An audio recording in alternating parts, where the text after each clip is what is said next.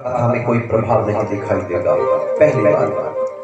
ऐसे तो इसके ऊपर बड़ी चर्चा हो सकती है, लेकिन समय अधिक है, इसलिए एक ही बात बता रहा हूँ। वक्ता और श्रोता का जब मानसिक संबंध जुड़ता है तब कथा प्रभाव दिखाती है, ऐसे प्रभाव नहीं दिखाती है। और तब आपको विश्वास होगा कि हाँ, हमने भागवत करवाई है। वक्ता में भगवान का दर्शन करें।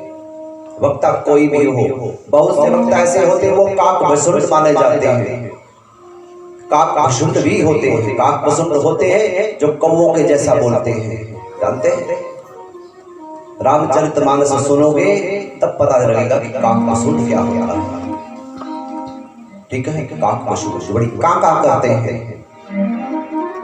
ऐसे भी वक्ता होते हैं, और ऐसे भी वक्ता होते हैं कि जो केवल हरि का दर्शन वाणी के माध्यम से ही करवा देते हैं। नाचने की जरूरत नहीं है।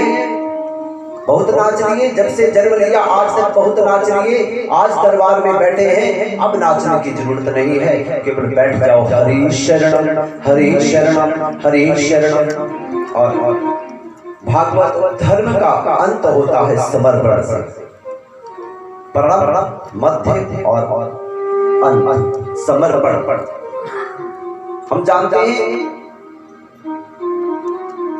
जानते हैं कि आपका कितना समर्पण है, हमें ज्ञात हो गया है, क्योंकि जब से हम पहले दिन से यहाँ पर आए हैं, आप घर गए, आप भागवत घर से उठा करके ले आए, हमें खुशी हुई। बहुत लोग तो ऐसा बोलते हैं हमें, व्यासी आ जाना, गाड़ी भी अपनी करना,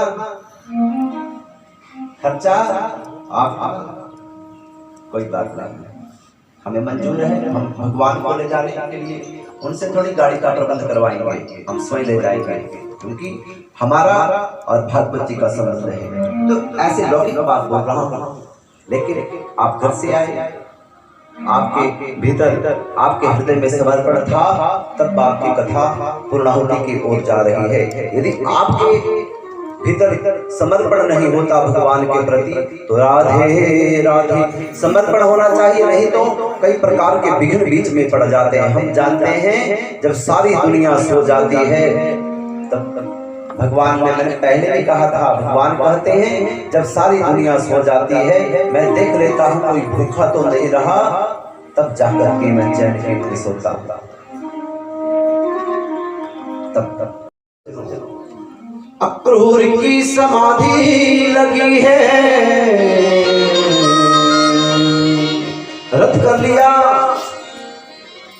गोकुल की और महाराज, और जैसे कि सुबह चले और महाराज शाम को पहुंच नहीं सके, लेकिन भगवान के दर्शन करने की होड़ लगी है कि मैं भगवान के दर्शन करने जा रहा हूँ, भगवान के दर्शन करने जा रहा हूँ।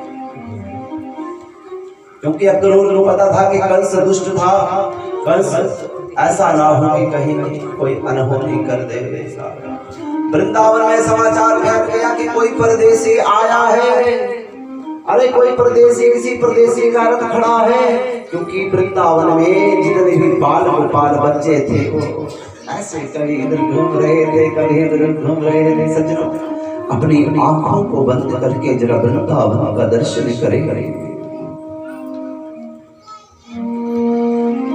चले गए हैं अक्रूर, और रात्रि में नंद जी से पूछा, अरे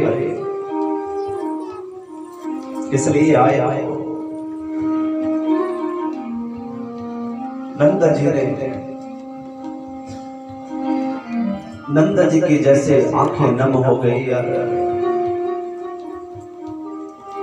अक्रूर बोले, मैं कृष्ण बलराम को लेने आया हूँ, कंस के यहाँ बहुत बड़ा धनुष यज्ञ मेला है, आस पास के सभी ग्रामीण बच्चे लोग भी आ रहे हैं, इसलिए मैं इन्हें भी लेने आया हूँ कि बच्चों को मेला दिखा देते हैं। माँ यशोदा भोजन करने बैठी थी, उन्होंने जैसे ही कृष्ण बलराम को ले जाने की बात सुनी, उनके हाथ से महाराज भोजन का ग्रास छूट गया।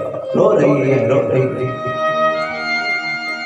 मैं अपने कन्हैया को आंखों से दूर नहीं कर सकती हूँ, नहीं दूर कर सकती हूँ। अब नंद जी कहते हैं कि अरे देवी, कब तक इन बच्चों को छुपा करके घर में रखोगी? एक दिन तो बाहर जाना ही पड़ेगा। सुनो देवी, चिंता मत करो, मित्रों को भी साथ में भेज देंगे, बलराम भी साथ में जाएगा। जैसे ही गोपियों को पता लगा कि कान्हा मथुरा जा रहे हैं, तो महाराज गोपियां दरवाजे के ऊपर खड़ी हो गई और राधा रानी भी आई है और कह रही है। प्रातः काल हुआ, रथ सजाया गया, कृष्ण और बलराम बैठते हैं। माँ, आप मेरी वीडियो को लाइक और शेयर करें और मेरे चैनल को सब्सक्राइब करें।